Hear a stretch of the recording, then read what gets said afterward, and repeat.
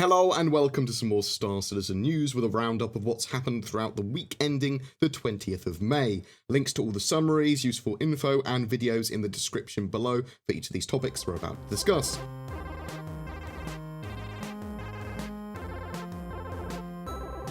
Alpha 3.1.4 has been released to live for the Star Citizens. It's my favourite patch they've ever released. It fixes most of the gravlev, the spacebike issues, so you can drive those around now on the ground. The core flight and combat experience is significantly better.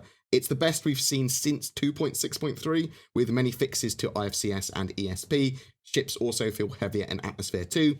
Check it out, it's a good patch to see what Star Citizen's doing at the moment. Still no real major hooks to gameplay when it comes to being able to purchase ships or anything like that yet, but there are some good missions that you can do. Service beacons are cool because they are player-generated missions as well, so there is a reasonable amount to do now in the verse. Calling all devs this week taught us that cargo and weight will negatively affect ships' performance, to the extent where if you overload a ship so much, it might not be able to take off. Radars will be getting more variety and range for 3.2. The stretch goals are in backlog of work and they are going to be honoured and got to at some point. Around the Verse gave us an update that was 3.2 and 3.3 centric. New biomes with acidic, savanna and trash were all shown off, which will be joining the forest on the moons and planet Hurston in September. There were some updates to the mining mechanic visuals, the modular hangars saw some work, the Vanduul Blade, an updated look of the general Vanduul ships was shown off, and Vanduul weapons and cool stuff like that. That was all actually pretty cool, very Geiger-esque when it comes to the new Vanduul look. Shopping Kiosks had a featurette which was also continued in the Reverse the Verse. It was kind of just looking at the functionality of shopping kiosks in 3.2, which will allow buying and selling of ships and vehicle items and weapons, and on a separate terminal, the purchase of clothing, FPS gear, weapons, and armor, with more branding than we previously had before. Unfortunately, in that Reverse the Verse, the question about whether 3.2 in June will have the purchasing of ships with Alpha UEC was not answered, which, seeing it was the, I believe, most asked question on the Spectrum and during the show, was a little bit annoying. I'm hoping that they are going to be answering it in Calling All Devs or in a statement next week in a bit more, detail. Maybe it's because they are waiting for that. I like to hope for the best. The newsletter sneak peek was scanning work in progress, kind of HUD, showing Port Olisar being scanned. RSI subs. So this month's item for RSI subscribers is a Devastator shotgun with some unique skins, which you will have added to your account.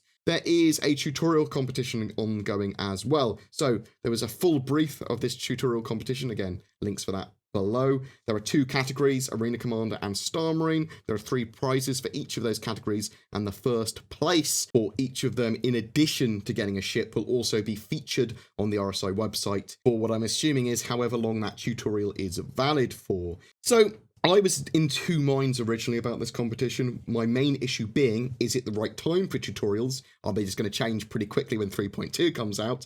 But upon thinking about it a bit more, I do actually like CIG telling the community what it's after in forms of guides and content. It also means that we can get encouragement and direction for the community to help with the game accessibility in the shorter term. So accessibility is good, getting more people into understanding the game is good, and we're just going to have to kind of grin and bear it that we might need to do new tutorials every 3 months. But if CIG are asking for that, then great. They're going to do competitions where they give out free ships for people that do these tutorials as well.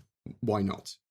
Roadmap updates. Not much of a roadmap update this week. 3.2 has had the remote operated turrets feature completed, and the rest of the 3.2 features have seen good progress.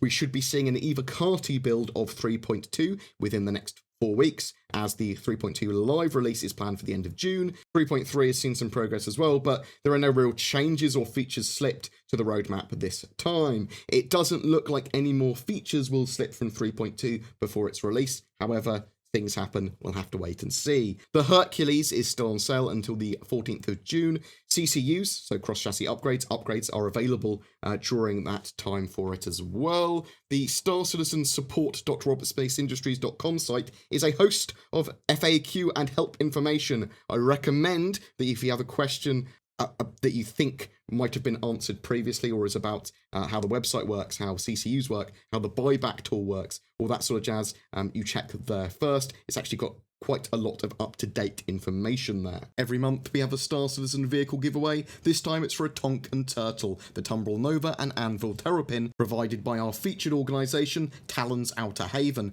a roleplay and exploration-focused organisation that's individual member-centric and like testing in the persistent universe. They have their own radio station too, and they're recruiting, so check out their org in the description below. But to be in for a chance of winning that pair of goodies, make sure that you are subscribed to my YouTube channel and then comment on any of my videos made during May. Each video gives you another chance to win. Also, I'm working with Shadow, which is a cloud-based subscription gaming PC service that gives you an alternative to upgrading, but also as a gaming PC anywhere.